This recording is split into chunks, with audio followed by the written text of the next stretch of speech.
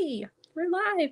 Hey everyone, my name's Caitlyn and welcome back to my channel, or welcome if it's your first time here. Tonight, I am super excited to have with me my very first ever author guest, and that is the amazing award-winning rom-com author Bethany Turner and my bestie. Welcome, Bethany. I'm so happy to be here, and I'm so honored to be the first. So, yay! I'm so thrilled that you're here. So, let's start off with some fun favorite questions. Okay. So, favorite color? Um, Kentucky blue, and that's a very because I'm from Kentucky, and it's not like bluegrass or anything, but like University of Kentucky blue. Yeah, it's a very specific blue, and if you're a Wildcat, you know what that blue is. Love it. Okay, favorite food? Um, that one's tricky because I like a lot of food. I think, and I can't think of a simple food, but it would be like a good Reuben sandwich is yeah, I'll go with that. A really good Reuben sandwich is probably my favorite Great. today. Ask me tomorrow, it'll probably be different. Okay, favorite flower? Irises. Oh, love that. I've loved them since it's Van Gogh, right? That has the paintings of the Yes, irises. I think it was high school or something. I saw those and they're so pretty. that's awesome. Okay, favorite emoji? Probably my favorite because I use it the most is the shrug. Like, I feel like that goes into most of my texts of like, I don't know. I feel like that's how I live my life. So that one. Great, love it. Okay, favorite board game? That one is also sort of tricky. I'm a very competitive person. So it kind of depends on who I'm playing or who I'm playing with. But probably overall, I'm a Monopoly girl. I like am ruthless and I will take you down. I don't care if it makes you hate me. I'm like, I'm gonna win this game. So and like we have all oh my gosh, we have so many different monopolies. Like why the Monopoly, sorry, you did not ask me to go on a whole rant about Monopoly, but I'm gonna do it because Monopoly is genius in that they make us buy these. I have like 20 versions of Monopoly and it's the exact same game, but being Yep, able to buy something different excites me enough that I buy a new one. And that's why they're still in business after however long. absolutely. So, yeah. Genius. Awesome. Okay, favorite dessert? Tiramisu, and there is no close Ooh, second. yum. Oh, far and away. Yeah. Awesome. Love that. Okay, so if someone out there watching this hasn't ever heard of romantic comedy or read any or watched any movies, how would you define it as a genre? Just to kind of give them an idea. Yeah, I'm a I I think a lot of different things get grouped into romantic comedy sometimes. Sometimes you'll hear things like chick lit or I don't know, sweet romance or it's not always sweet. It's like it can be various things. But for me, like what is truly romantic comedy, it has to be romantic and it has to be funny. And I think that we sometimes like some of those other things I would not classify as rom-com. They may be a lovely romance or they may be a really funny book.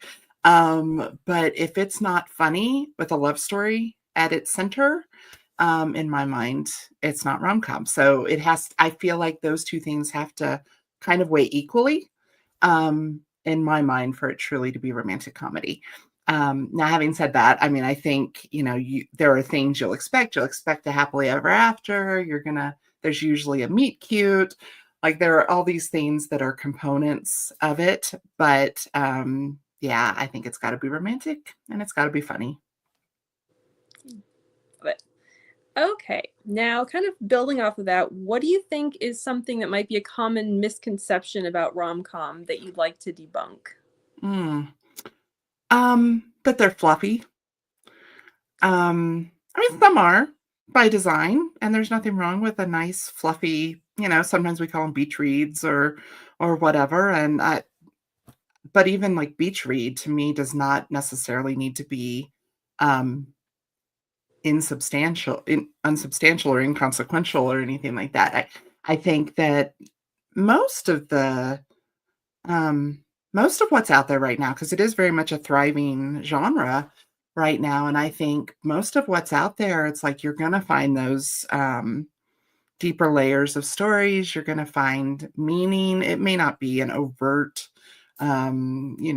lesson sort of thing, but usually you're dealing with people who are dealing with difficulties in their lives, and because life is funny and love is funny, and quite often the humor comes from these really deep and sometimes sort of dark places. And so, yeah, I get that's probably one of my biggest pet peeves is just people hear the word and they dismiss it as just fluff. And more often than not, that is not the case. Yes, definitely. And you do that so, so well. Thank you. Okay, so your most recent release is Cole and Layla Are Just Friends, which is hanging out up there with Bryn and Sebastian and each other. So if someone hasn't read that, could you tell us a little bit about Cole and Layla's story? Sure. So we do meet them, and Bryn and Sebastian hate each other, but it's not a series in that it does continue on. I was going to say in that it continues on from where the other one left off. It very much does, but you don't have to have read one to read the other. Having said that, I think you'll have more fun with it. Because we do meet Cole and Layla, and Bryn and Sebastian hate each other. And what we know about them right from the start is they're best friends. They've been best friends for life. They have lived in this tiny little town of Adelaide Springs, Colorado, since birth. And we know from the very get-go that basically everybody knows they're perfect for each other, but they're just friends. So then when we get to their story in Cole and Layla Are Just Friends, because what else could it be called? We dive deeper into that. And their story really is that they are best friends. They were part of this group of 5 that included Bryn Cornell, who we meet in Bryn and Sebastian Hate Each Other, and then also 2 other people, Wes and Addie. The 5 of them born within 10 months of each other, grew up, spent their entire lives together. The other 3, besides Cole and Layla, have gone off to different lives, and kind of in painful ways for Cole and Layla. There was some, and pain for the other 3. I mean, there was a lot happening in these lives. And so then what we have, as adults is Cole and Layla are the only 2 left. And they have just been each other's rock and all the things. And but then some things happen in Cole's life in the beginning of Cole and Layla Are Just Friends that really kind of shakes everything to its foundation. And they take this trip together to New York. And it sounds like I'm going way into the story, but you know this, Caitlin, and I would say to anyone else listening, it's like really New York is when the story truly begins. So I'm not telling you a whole lot there as far as spoiler or anything, because yeah, it's kind of then having this change of scenery and this chaos that is happening in their world that kind of causes them to look at some things differently. And that's kind of when the fun begins, I guess you could say. Awesome. Okay, what trope is your favorite to read and your favorite to write? I really don't know if I have one to read. I've thought about that, and I don't know that I have a particular favorite. I'd like to say that if I were going to pick one to read, I'd say probably Enemies to Lovers if done well. Um, I don't tend to like the way it's done a lot of times, and that's not to say it's not done well. Not that I am the judge of what, but just for my personal preferences, I struggle a lot of times. So, but if done well, I think I love um, I mean, there's a very thin line between the passion of hate and the passion of love. And it's a lot of fun to be caught in that middle as the characters are trying to separate the two. So I do love that. To write, I didn't know it until I wrote Cole and Layla's story because it was my first Friends to More or Friends to Lovers. But I loved it. I think that was the most fun. It was the most fun I've ever had writing. Um, and part of it was these characters that I spent so much time with already and different things, but I loved being able to dive into that trope of um I don't know, especially in their case, like, sometimes you read Friends to More and it's, these people have been hanging out for a couple of years or and that's cool too. That can be a really fun story as well, but to have these two who knew each other, I mean, they know everything about each other. It's like, how could they possibly just suddenly fall in love when there are no surprises left? Is kind of the challenge of that. And that was so fun. And also to write these two characters who have so many inside jokes. I mean, they have their own language. And yet, of course, I can't fully write in that because the reader has to be able to be there with them. But also the way they communicate, they do have a shorthand. And so I had so much fun with that. I don't know when I'll write another one, but I think it quickly became my favorite. Love that. Well, that is probably my favorite, and as you already know, Cole and Layla's story is my favorite Friends to Lovers ever. I just adored it so much. Okay, now here's the question, kind of building on that. Is there a particular storyline and or trope that you are dying to write? Um, you know, that's yes, but no. Like I'm not dying to do anything I haven't done yet. Like I'm sure there are things I haven't done, and when an idea comes to me, I'm gonna love to do it. But as far as tropes and stuff, I'm not thinking in that way so much as I would love to revisit some things. And I am kind of dying to do another Enemies to More. Even though it wasn't my favorite to write, Brent and Sebastian hate each other, obviously, based on the title, is an Enemies to More. And I had written one other before, Hadley Beckett's Next Dish was an Enemies to More. And both of those were kind of really hard for me. And I think it's because I had to be in the spot of hate with them first. And very, the complete opposite of Cole and Layla, where, oh, we love each other and everything's great and we're just friends and we know, everything's so happy. And, and the complete opposite of that being, I can't stand anytime this person walks in the room. And so when I'm in a character like that and writing them, it was really kind of a dark place for me writing both those books. It ended up being great, but so I've been kind of wanting to do it again, and figure out, almost just kind of as a challenge to myself of, okay, how do you not make this a miserable experience for yourself because you're so deep into these characters that you're feeling all the hate and the angst that they feel. So one of these days I'm going to have to tackle that again. Oh, awesome. I never thought about that though, but I can totally see how that would totally affect you as the author too. Yeah. I would say, just to give my 2 cents worth to this, I would love to see you write a Marriage of Convenience. I think that would be super fun. And also, I really think that the world needs a Bethany Turner Christmas story as well. Well, I have thoughts on that one. I do have thoughts on that one because I want an Adelaide Springs Christmas story. Yes, yes, please. And I've never been interested in writing Christmas before.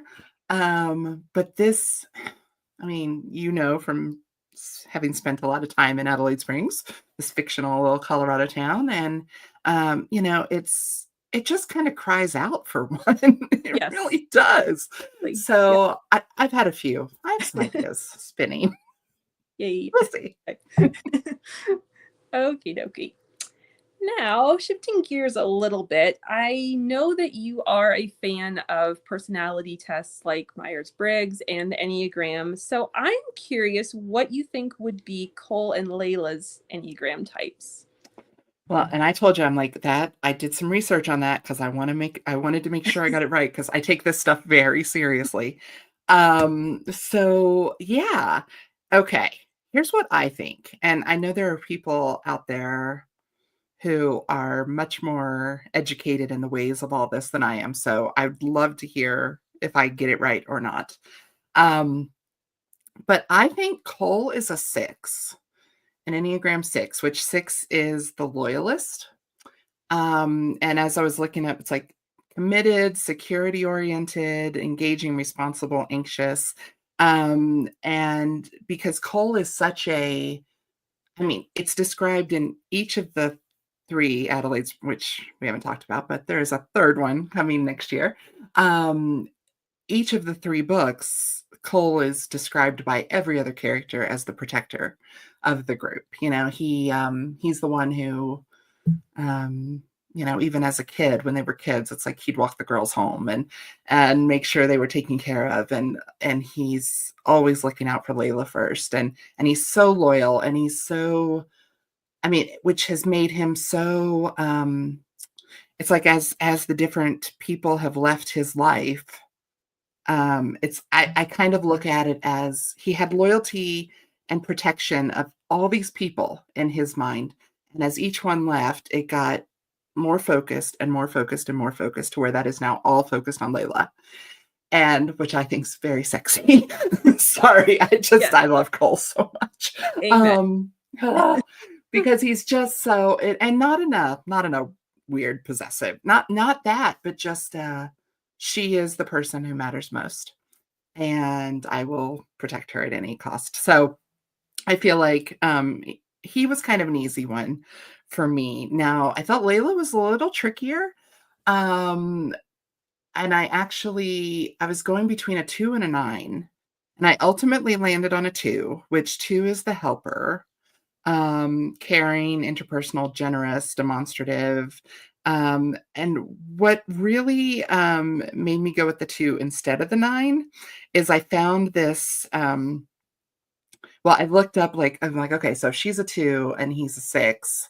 So I looked up the relationship between the 2s and the 6s, and it says they're both highly dutiful and take their responsibilities toward each other seriously. Um, the emphasis tends to be slightly different, however, with 2s focused primarily on building intimacy and positive feelings between themselves and other individuals, whereas the 6 tends to be building a foundation of security. And but both are highly responsible and tend to put the needs of others above above themselves. And then I loved this. They are both socially involved in their community and see great value in having many social connections, which give them the feeling that they are valued in the world. And I thought that, I mean, they love their little hometown, and they love that community. They love knowing everyone. They love all of that. And then I also, sorry, I took my homework very seriously. And I was like, I'm prepared to write a thesis paper about Cole and Layla's Enneagrams now. Because then I'm like, okay, so 9 had some things. So I did what's the difference between 2 and 9? And some of these things I was like, oh yeah, she's totally a 2, because it says that 2s are more talkative and expressive. Layla. 2s are more likely to deal with conflict directly. Layla's like, hey, bud, stop. We're going to talk about this. Hey, focus. 2s are more likely to proactively seek out ways to help others, which is so Layla.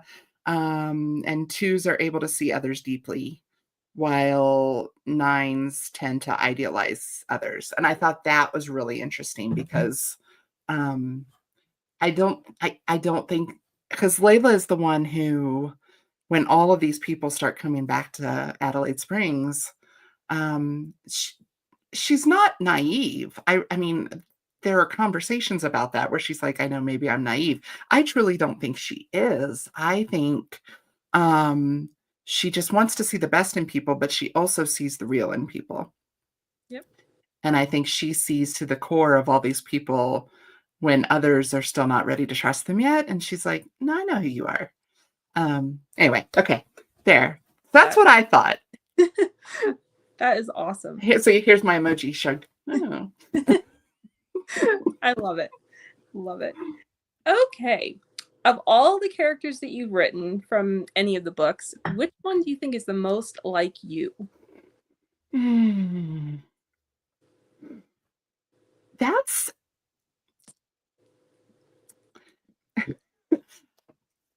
that I feel like is I've thought about that a lot actually, because I feel like obviously there's some of me in all of them. Um, but I feel like it's different components that are truly me. Like lack of verbal filter that Sarah Hollenbeck has. Hello. I mean, I do have a filter. But it's like that internal, it's not so much a verbal filter as a mental, lack of mental filter, actually, of just like, I have this constant running thing going, and you all would think I was insane if I told you what it was, you know. So that part of Sarah Hollenbeck is very me. Um, but then I feel like there's also parts of the characters that it's like, oh, that's me when I'm healthy emotionally, and that's me when I'm not so healthy emotionally. And I feel like when I'm not so healthy emotionally, I can be McKenna Keaton. Kind of she gets so focused, and that's from the do-over. Anyway, which she's this lawyer who gets falsely accused of embezzling from her firm, and it has, which I've not been falsely accused of embezzling. The circumstances are not similar, but how she can get so focused on her accomplishments or her work or her dreams or whatever it is that she kind of loses sight of just being. So when I'm not so healthy, I'm a lot of McKenna. Um, and then I think I think I'm sort of Sebastian.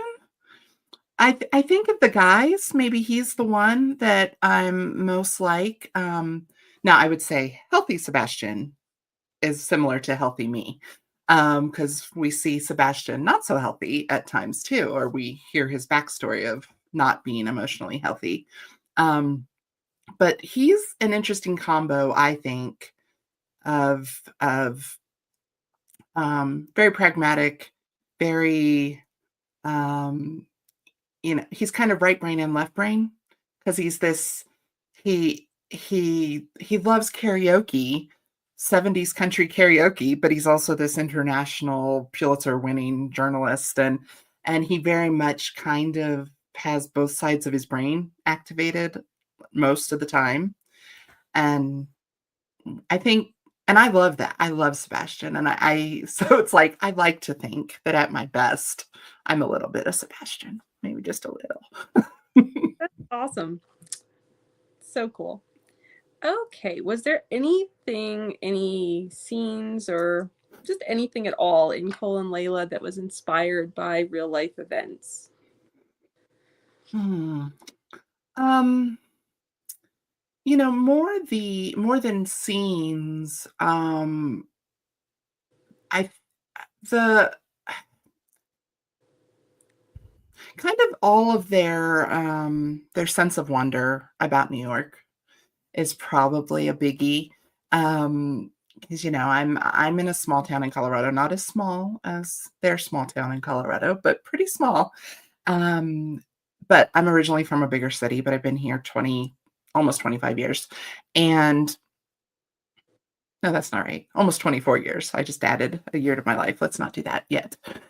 But um, as you know, and as anyone who follows me on social media at all will know, New York is the city of my heart. Like that rhythm of New York is, I've only been there a couple handfuls of time. Not, I've been very blessed to get to go there a lot, but still not tons of time. Um, but being able to put Cole and Layla into New York and have them discover it. I was able to, so it wasn't so much, inspired by anything that had happened in particular, but it was a little bit inspired by my love of the city and being able to, it was almost like taking my friends on a tour of my favorite places and being able to share it with them. And yeah, and then I'd say the same about, what's happening back in Adelaide Springs. Was kind of inspired by kind of the flip side of that coin of me adjusting to small town life here 24 years ago. I grew up, well, I was last 8 years before I moved here. I was in Lexington, Kentucky, 250,000 people, not the biggest city in the world, but much bigger than our 7,000 that I live in now. And so, and more than that, even just um, more than the town, it's living in the West is very different. It's like it's just such a different mentality. Things are, of course, I'm not talking about California and Seattle, not the coast, but like this part of the West is it's slower. It's typically more laid back. I always think of and my husband probably gets so annoyed with me because I sing it all the time too. The Schoolhouse Rock song Elbow Room. Do you remember? Elbow Room, Elbow Room. And it's talking about the Western expansion. And that's how I always feel about out here. It's like there's just something to be said for a life where you have elbow room that you don't experience in New York. So I think, their story really overall and being able to play with those two norms and get them to experience both of them and the way it really can just change your mindset. That was definitely based on some real stuff, I'd say. Awesome. Love it. And that kind of segues perfectly into the next question because I know how much you love New York. So I'm curious if you can even remember when your love affair, see what I did there, with New York City began. What sparked it? If I think it's a few things that made it grow.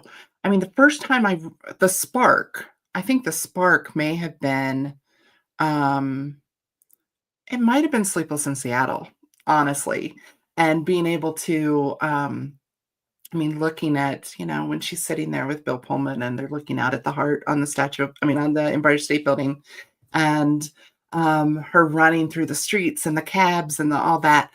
I think there was a spark then. And then I went for the first time. A friend took me in 2001, early 2001, and so that was my first time there and getting to see the city and of course the Twin Towers still being there.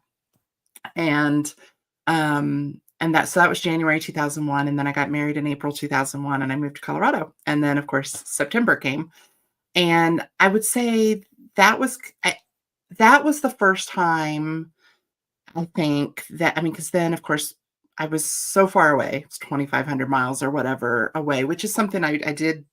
I did put that into Cole and Layla too. I'd kind of forgotten that, but that's a very. They talk about the feeling of being so far away and basically unimpacted by 9/11, and yet, of course, we were all impacted, and yet you're looking at it and it's like, well, I'm so far away, does it even affect me? And kind of that feeling I remember so vividly of just, that morning on 9/11, and I know from that point on, I was so desperate to get back. And I don't know why, I think that was the shift for me of it became a need rather than a want.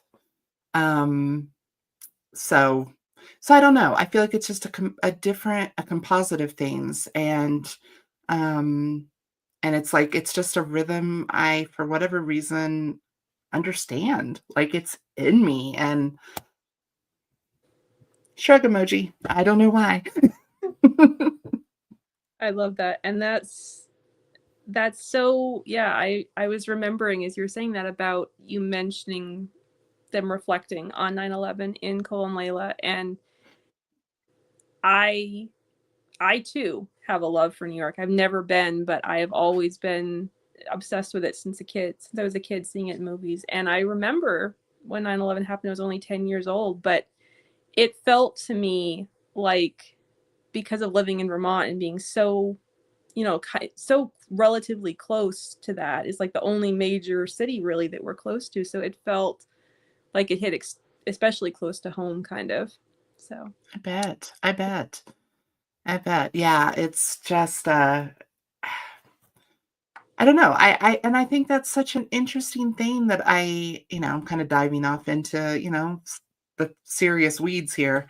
But I feel like we need to always remember that. I feel I fear that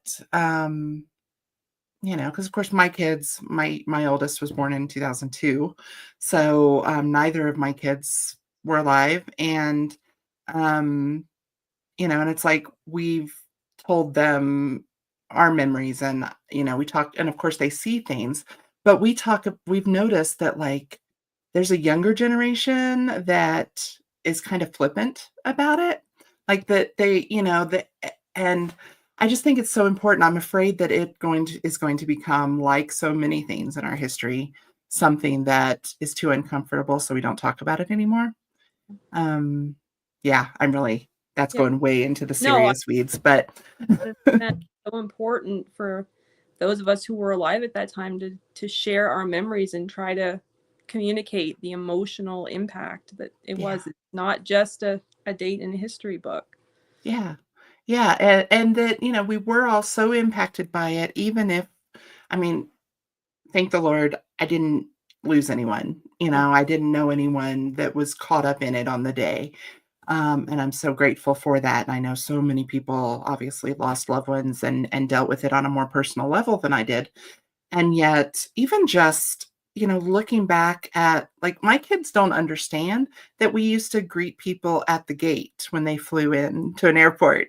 Yep. And and that seems like a sort of insignificant thing, but for those of us who remember it, it's like we lost something. We Yeah. lost something in that. And that's just one of so many examples that, yeah, it's just really important that we keep it alive in that way, and we learn from it, and it's okay that however we were shaped from it, and by it, that's okay. That's valid too.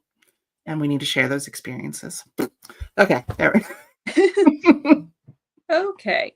Now, this question could take a while because I know we both have lots of favorites. But so, if we were going to build a romcom 101 like course or list, syllabus, whatever you want to call it, obviously all 7 of your books would be on it. That would be at the top of the list. But what other books and movies would you include? Like, what's like top of mind?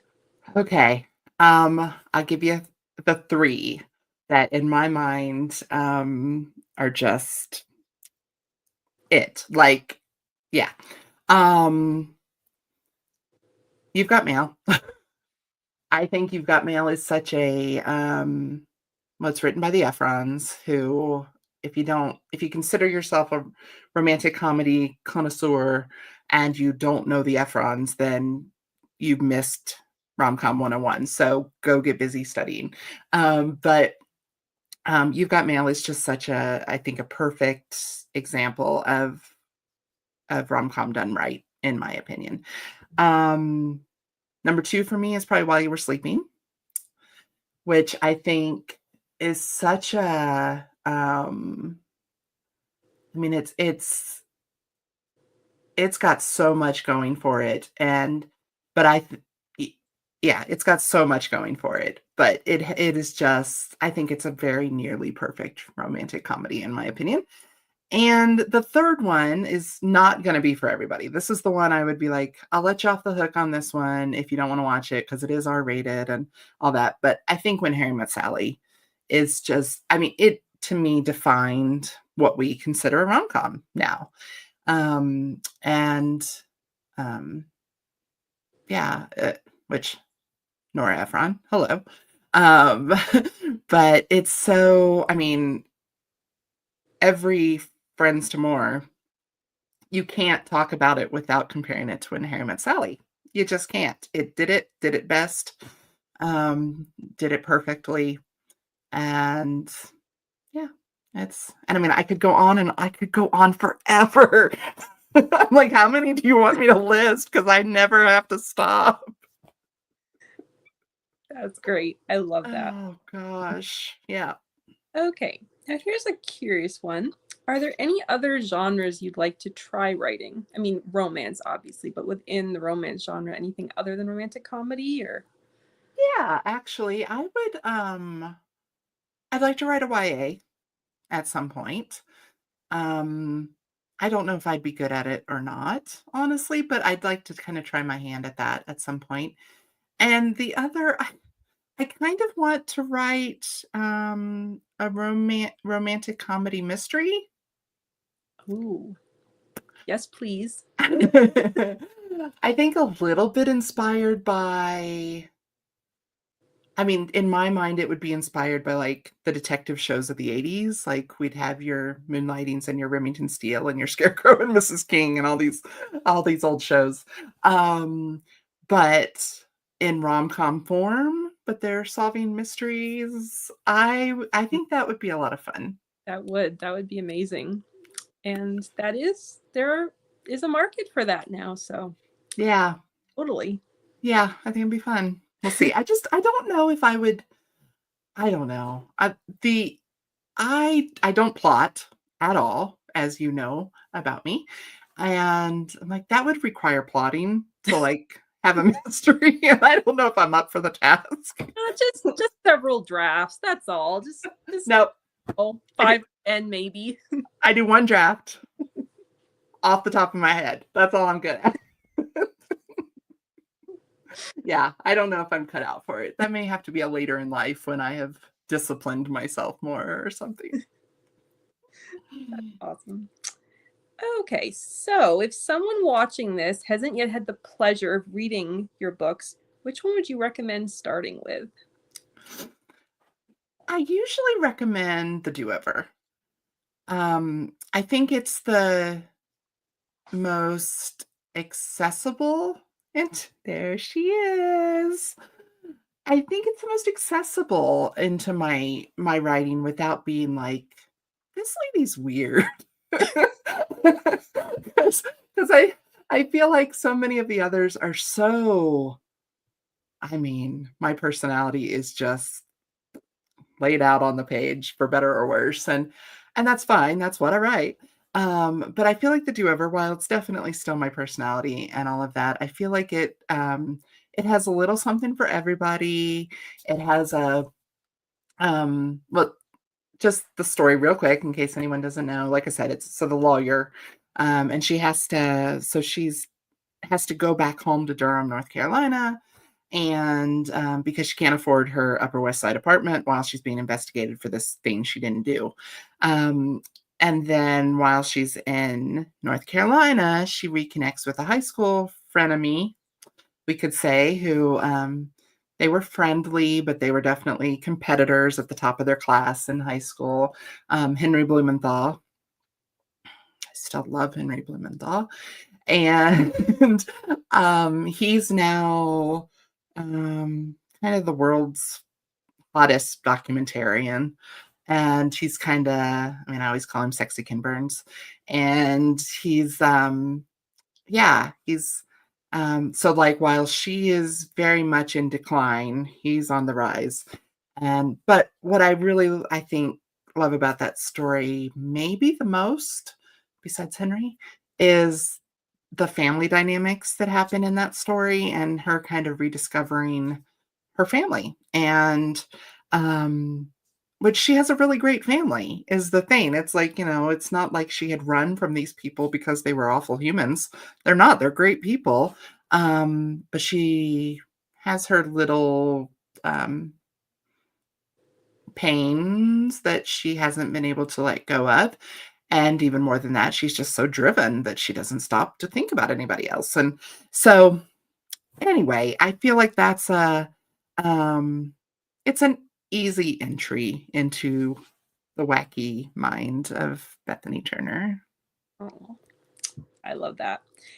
I was actually thinking about the other day that I don't know why the thought just crossed my mind that in a movie version of Do Over, I could totally see getting Tom Hanks and Meg Ryan reunited to play McKenna's parents. Like I could. Okay, I'll go with that. Yes, please. Anyway, Oh man, yes, please. awesome. So That would be incredible. Okay, everyone listening, if you have the power to make that happen, thank you very much. okay. Let's see. What is something that readers might not know about you? Hmm. It's kind of hard when you are kind of an open book, as I tend to be. Um, but I feel like people might not know. I don't hide it, but I don't talk about very much that I am a 3-time cancer survivor. And some people know that because I have talked about it in the past, but it doesn't come up a lot. And I've always kind of felt that, it's very much part of my story, and it has very much driven me towards being whatever I am in various ways. And yet it's not important most of the time for me to tell anybody that. So then sometimes it'll just come out in like casual conversation if I'm talking about, oh, when this happened, da da da da da, and people are like, hold on, what? So yeah, I feel like people don't know that, but it's very much a part of um yeah, I mean, like, I wasn't necessarily supposed to be able to have kids, and honestly, I not, I it should have killed me in different ways and different things, and so it's like it has very much shaped me, but just doesn't come up much. Which it's a pretty big thing to never come up, but whatever.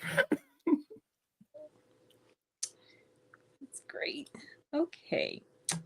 Now, because I happen to know, of course, that we are sisters in Christ, so I have to ask, just out of curiosity, do you have a life verse or what is one of your favorite verses?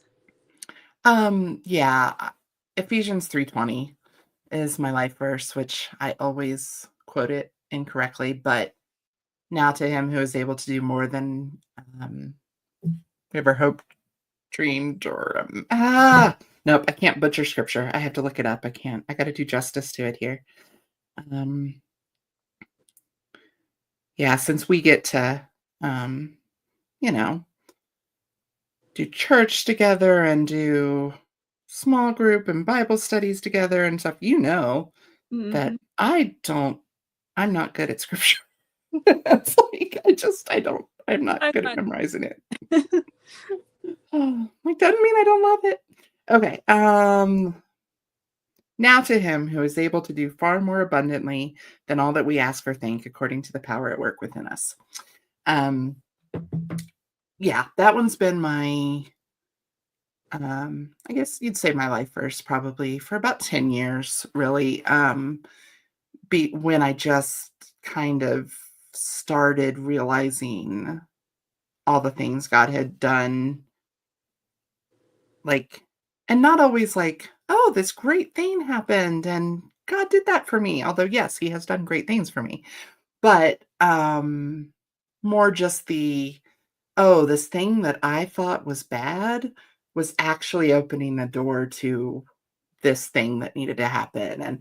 And that sort of working of the way God works in our lives and the minutia, it seems to us like minutia. And so that verse, I think, to me, it's like I love the not just more than we ask, but more than we can imagine. It's like we can't wrap our head around it at all. So, yeah, I feel like that has summed up my faith journey pretty well. It's just kind of constant awe and wonder, and I never want to lose that. Love that so, so much. Okay, now because I know that you are a big fan of musicals, as am I, and that you were a theater major, if you could be cast in any Broadway musical, which would you choose and what character would you play? Okay. Am I talented enough to do this in this scenario? Or is it me with my current talent? Of course. Okay. Anything you ask for, of course. Okay, good. Okay, good. Because like with my current, like I love to act and sing, but I'm not good enough to do any of them. But if I'm good enough to do it all, um, I would love to play the baker's wife in Into the Woods. Um, I yeah, I don't know that I find so much more.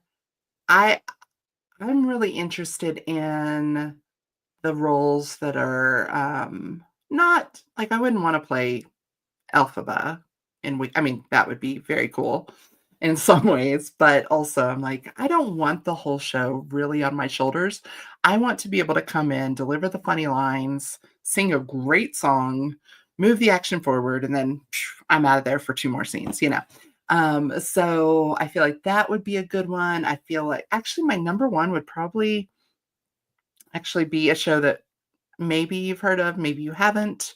It was never actually on Broadway. It was off Broadway, but there's a show called The Last 5 Years. And yeah, it's one man and one woman. And I'd like to be the woman in that show. Although she does very much carry the show on her because she's the only woman in it. So I just countered everything I had said before. So give them all to me. That's the moral of the story. Okay. I know you're asking the questions, but can I turn that one back on you? What would you want to do? Oh, goodness. I don't know. Probably, if I could do anything, probably Cosette in Les Mis. Good call. Although I would be Fantine. I would rather be Fantine Mm-hmm. because, again, I get to be really dramatic, have probably the best song in the whole show, and then I die. Bye-bye. I love it. That's awesome. Okay. So because as we are recording this, it is the Monday before Thanksgiving, so we're getting into Christmas season. So what are your must-watch Christmas movies? White Christmas. Knew that one. Yep, absolutely. That is my number one of all time. Muppet Christmas Carol is certainly at the top of the list as well. I think it's just it's those perfect movies. I think that's another one.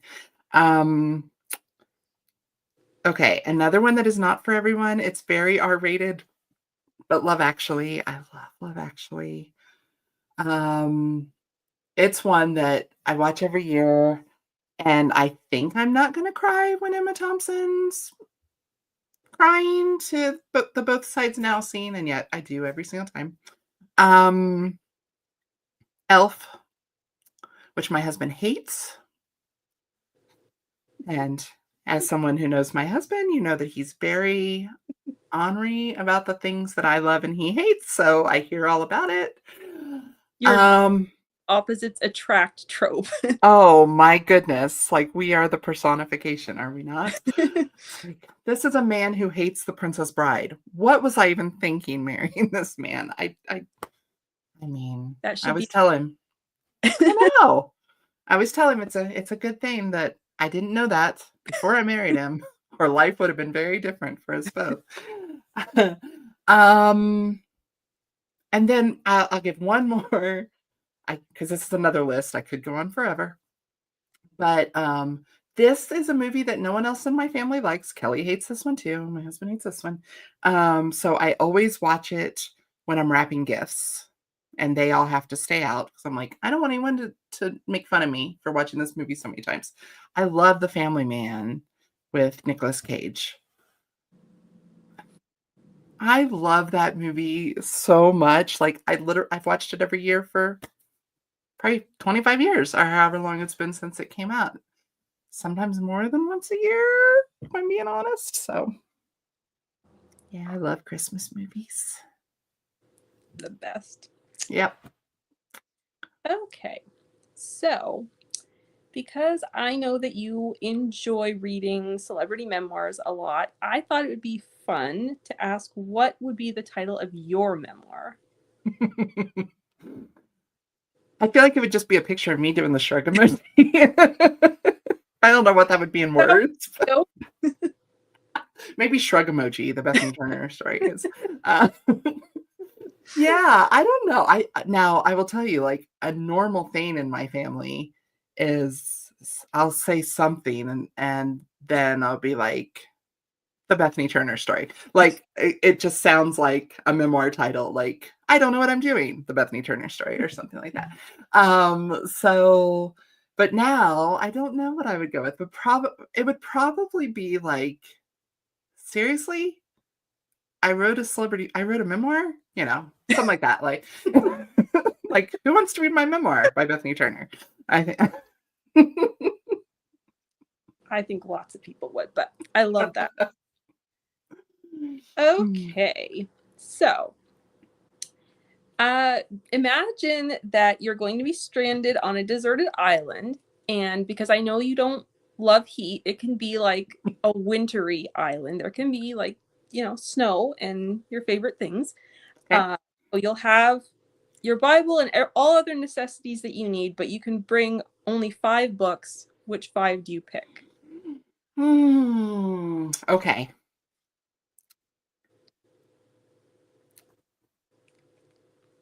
Persuasion by Jane Austen. Um, Bridget Jones's Diary by Helen Fielding, which as much as I love, and again, R-rated, disclaimer, but as much as I love the movie, I mean, the book, I do feel like the book is it made me want to write rom-com, probably. So anyway, I love the book so much. I'm looking over at my bookshelf to cheat. No, I won't cheat. Oh, I must say, but that's Martin Short's celebrity memoir. One of the greatest things I've ever read in my life. Harry Potter and the Half-Blood Prince. And Ramona Quimby, age 8. Love it. What? Which, yeah, I would encourage everyone to go back and read their favorite childhood books on occasion. I really would, because the ones that we love the most, like whatever it is that really jumped out to us at the time that made us love it so much to where we look at it with reverence, it will still do something to you as an adult. I can almost guarantee it. So, but it'll be a very different experience. And I go back and I read, actually, right over here. Here, I'm going to nerd out for you. Here's my Beverly Cleary. Which is always next to my desk, including a journal that I decorated with Ramona stickers with my various thoughts about Beverly Cleary books. Yeah. I love Ramona. Ramona was my first hero. Love it. That's awesome. And I completely agree. I mean, as Kathleen Kelly says herself, when you read a book as a child, it becomes a part of you. So.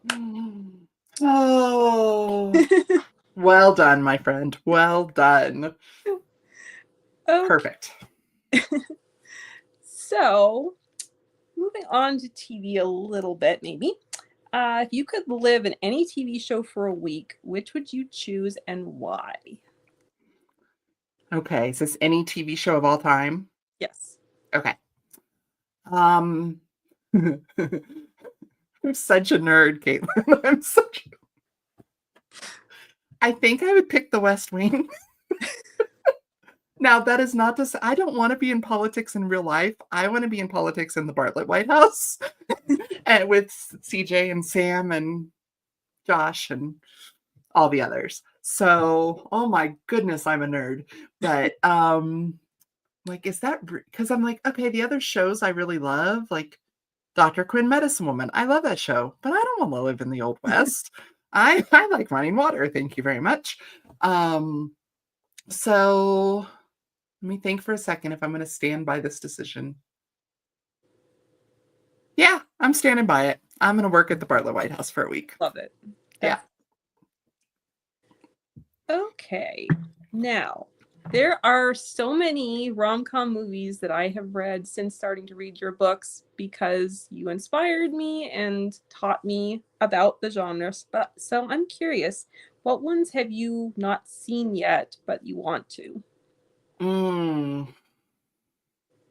know,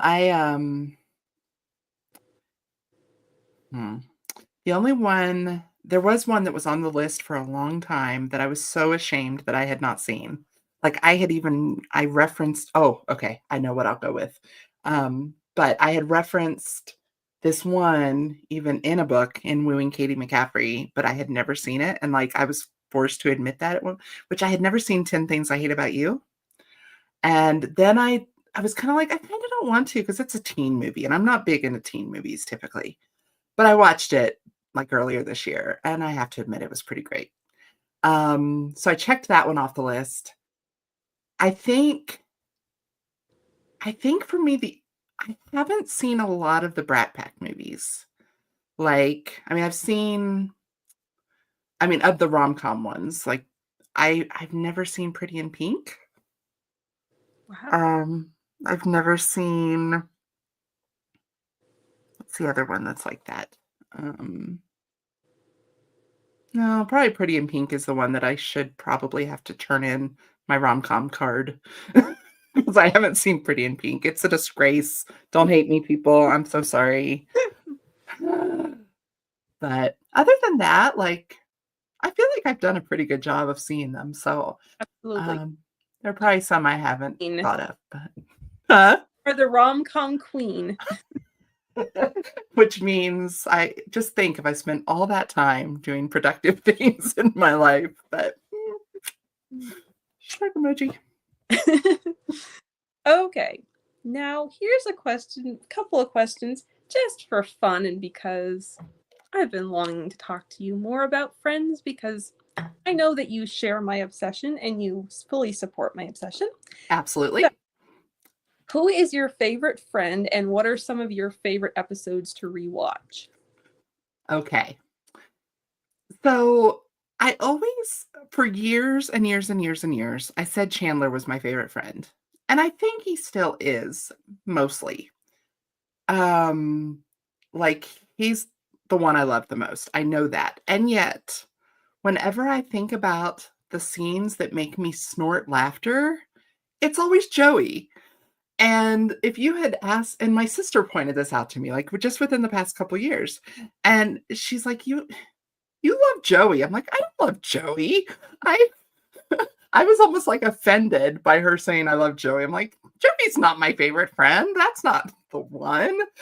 But then I'm like, some of my favorite, not my favorite episodes, but my favorite moments are Joey speaking French. And Joey's the moo point. Doesn't matter. It's like a cow's opinion. It's moo.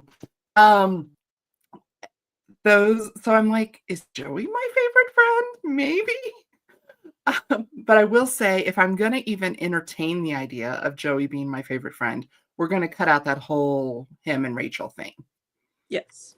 Yep. We're just going to pretend that never happened, or I won't even go down the Joey path because yeah, it's so funny because that was actually a surprise to me. I don't know, somehow I had totally managed to avoid that spoiler. So that was a surprise when that all came about.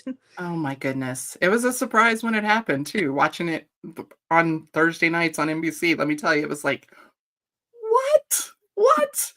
And of course, now I feel like we're all able to look back and see that obviously Ross and Rachel did not have a very healthy relationship. We didn't know that in the 90s. It was cool. We wanted them together, you know. We know Ross is kind of awful sometimes and he's very possessive and yeah, it's easy to see now.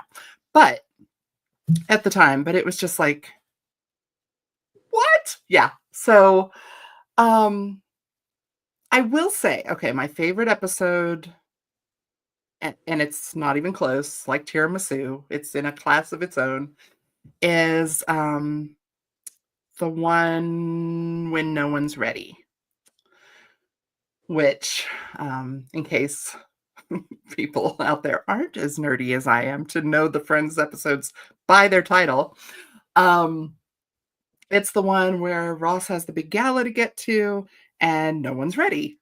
And so, and it's a I'll go into nerddom a little more, which my sister would be very proud of me because she teaches television like at the college level. And it's a bottle episode, which bottle episodes were when basically it's just the cast on one set to keep expenses down because they need a cheaper episode because they're over budget.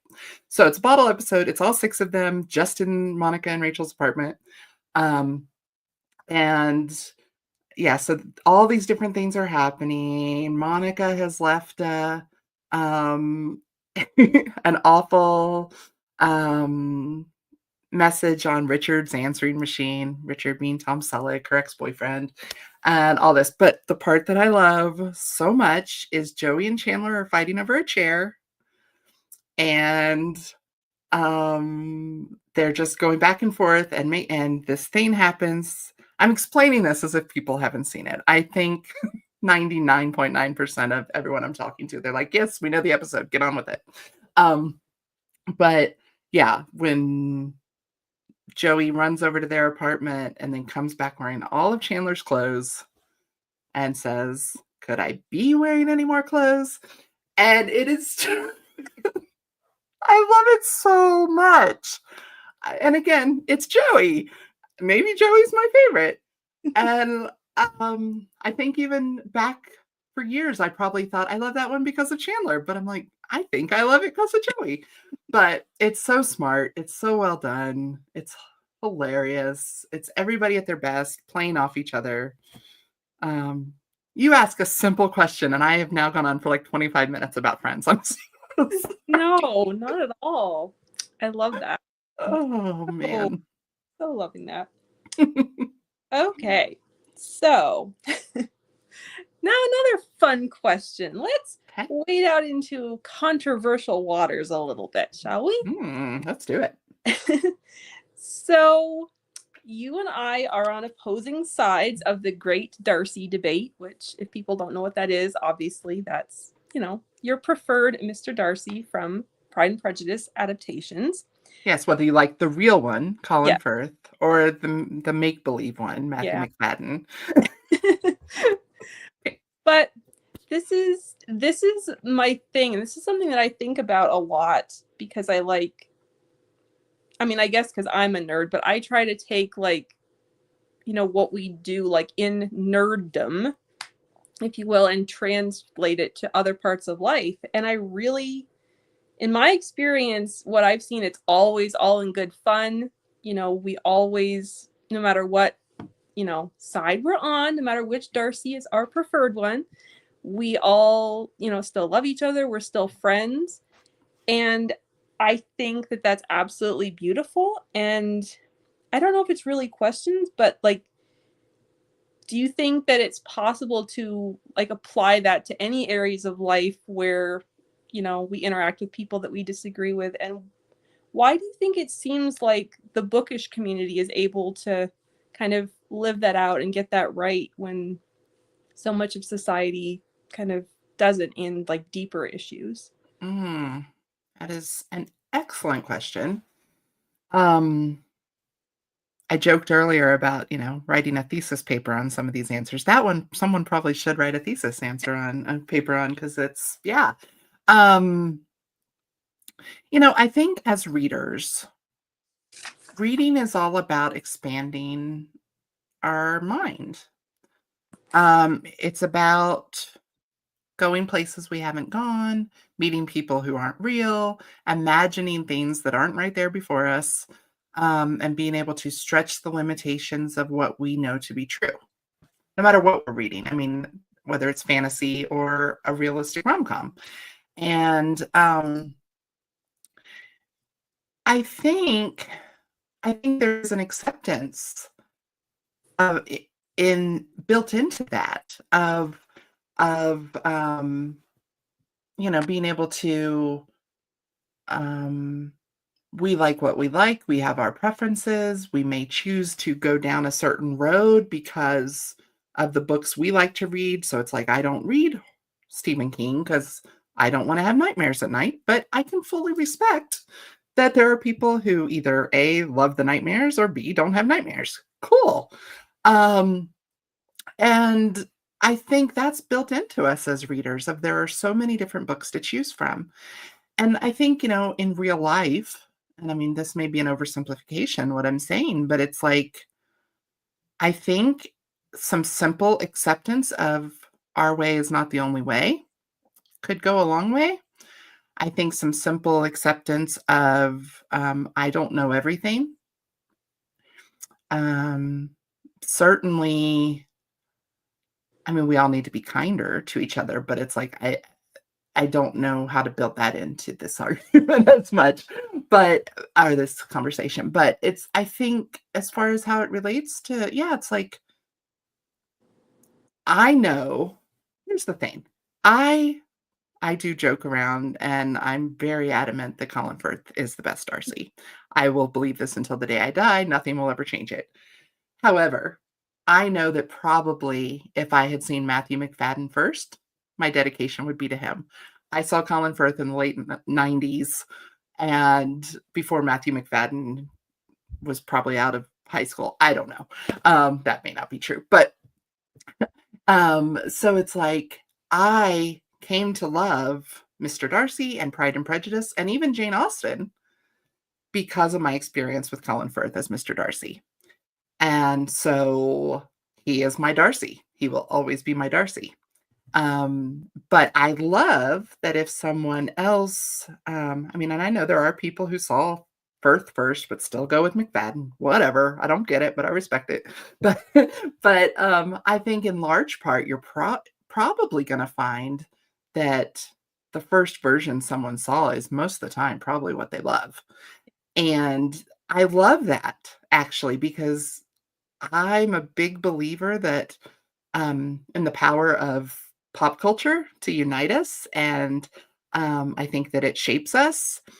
And I don't think that's a bad thing. I mean, we have to be careful with all things, of course. But so even though I may tease my McFadden friends, I love that you care about your Darcy as much as I care about my Darcy. And half the fun is loving what I love and respecting that you love what you love. Exactly. And we're able to be like to show that you can be passionate about the person that you support and your preference, and equally as passionate about the other person supporting what they love. And Absolutely. it doesn't have to be one or the other. And I don't know. I feel like there's so much, like, I mean, you're right. There is a thesis in that. I feel like there's so much wisdom to be drawn from that simple concept even. Yeah. Yeah. It's like, and it is, yeah, it's a simple concept. You're right. It's like, that doesn't mean it's always easy to execute when other things are on the line. I get that. Or when we, but at the same time, it kind of should be, if we could just keep a few basic human decency things in the center of things. It's like, why can't we disagree and still respect each other? And yeah, so yeah, love it. Okay, so kind of getting to the end here, what can you tell us about your next book? The next one coming out, or the next one? Whatever you want to share. I will not say no to anything. Okay. Well, the next one coming out, I can tell you a fair amount. It's called Wes and Addie Had Their Chance, and it will release on July 15th. It is people 4 and 5 of the Adelaide Springs class of 2003. So we're kind of finishing up the class of 2003 stories. And Wes is, well, what we know about them from Bryn and Sebastian hate each other and Cole and Layla are just friends is that Wes left Addie at the altar when they were 18 years old. He's now a senator in Connecticut. Addie went off, joined the Air Force and the CIA, and they're both married to other people. So, obviously, perfect point to start a new love story. So, yeah. So the story is actually that Wes is, yes, he's a senator in Connecticut, but he's actually the front runner for president. And he's, I said that on one, I don't know if it was an interview or what it was, but someone was, and I was like, but it has nothing to do with politics. And they're like, well, yeah, it's not like he's running for president of the United States. And I said, oh no, he is running for president of the United States. He's not running for like president of his, his local, I don't know, Elks Lodge or whatever. I don't know. So it's like, no, he is running for president of the United States, but you can attest, it has nothing to do with politics. No politics whatsoever. None. But I do think there's something very sexy about the potential dynamic of a man or a woman, but in this case, it's a man, choosing between this potential love and literally the most powerful job on the planet. So I find that very interesting. So that's kind of what we dive into on Wes's side, while with Addie's side, why is she back in her hometown and all of this, and of course the dynamic between the two of them of literally 22 years ago, he left her at the altar and he hasn't been heard from since, except on TV. So that's Wes and Addie Had Their Chance, coming July 15th. It's available for pre-order some places, not much. It's just kind of starting to pop up. And then I'm writing something right now that I actually can't talk about much at all. I'll tell you later off camera. But I will say it's the story of two very successful movie stars. Movie stars who are divorced from each other. I think that's all I can say at this point. I'm still writing it, but it's going to be very, in some ways, it's going to be very unlike anything I've ever written. And in other ways, it's exactly what I've always written, but kind of a different sort of thing. I'm in love with it already. Keep writing. Okay, I guess. Okay. Now, I guess to kind of wrap up, do a few this or that questions. So, beach or mountains? Mountains. I hate the sun. Okay. Coffee or tea?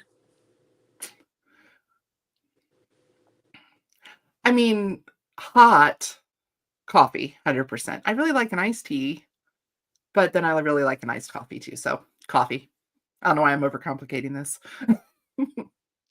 This one I know the answer to, but just for fun, iPhone or Android? iPhone, baby. And again, our opposites attract. My husband is an Android. Of course he is. Okay. Dark chocolate or milk chocolate? Milk. I know that we're supposed to eat dark and it's better for us, but it's just not as good. I'm sorry. Love it. Okay. Team Edward or Team Jacob? Ooh, I don't know if we've ever discussed this. I don't think we have. That's why I'm very curious. I'm Team Edward. Okay. Good. Are you? Yes. Okay. 100%. Okay. Yeah. I know a lot of people were into Jacob, obviously, like half the female population of the world, but I just never saw it. I'm like, here are my problems with Jacob. Again, he didn't ask me for any of this, but here we go. Number one, he's a little boy. He's just an immature kid, while Yeah. Edward has lived for over a century and he's a mature man. Number 2, personally, as I just said, I hate the sun. I hate sweating. Why would I want this guy with all this body heat Yeah. near me all the time? I think that's gross. I want Edward and his iciness to cool me off when I get warm. So, plus, yeah. Well, that's it. He's immature and he's hot, like warm. I won't even say he's hot. I don't even think he's hot. So, easy choice. Love it. Team Edward all day. Perfect. Love it. Okay. Call or text? Text. I had a feel I today. yeah. I I mean, and I kind of feel guilty about it because I'm like, it's sort of a lost art. And I wish that I liked talking on the phone, but I just do not. And I like having a second to think about what I want to say. I, uh, yeah, all the reasons. I like being able to condense myself because as we have now been talking for an hour and 15 minutes, I obviously can talk forever and I would never get off the phone. I need to zero it down. So, yeah. Okay. Well, to wrap up, is there anything else that you'd like to add and let my subscribers know where they can follow you online? Mm. Um, I don't know that I have much to add really, except this has been super fun and I'm so glad we did it. And you can find me anywhere, pretty much at C Bethany Wright is my handle. And so it's SeeBethanyWrite, cbethanyWright.com. You can find it all there as well. You can also text me. Uh, don't call me, but you can text me. And that number actually is 970-387-7811. And I love texting with readers. And people always are like, you seriously give out your number? It's like, well, it's not my number, but it is a text line and it is really me. And I will text you back. So I'd love for you to reach out. But um, yeah, I guess that's about it. Other than to say, I thought of one other Friends moment that I feel like I need to mention. Absolutely. Take it away. I love Paul Rudd and Crap Bag. That is one of my favorite moments of all time. And Paul Rudd is almost my favorite friend. Mike is almost my favorite friend, even though he's only in like 11 episodes. But No, I was shocked to find out how late he came into it. I was like, no way. no, He I must know. He was just, yep, they should have done another season just to keep Yeah. Mike around longer. But Yep. oh well. But anyway, that's all I got. I'll go out on Crap Bag. Awesome. Love it. Thank you so much for being here. And thank you so much, everyone, for watching. I hope you have enjoyed this because I have enjoyed it immensely. So Me too. we will see you all again. And be sure to go out and pick up Bethany's books wherever they are sold because you will have a fantastic time reading them. Bye, everyone.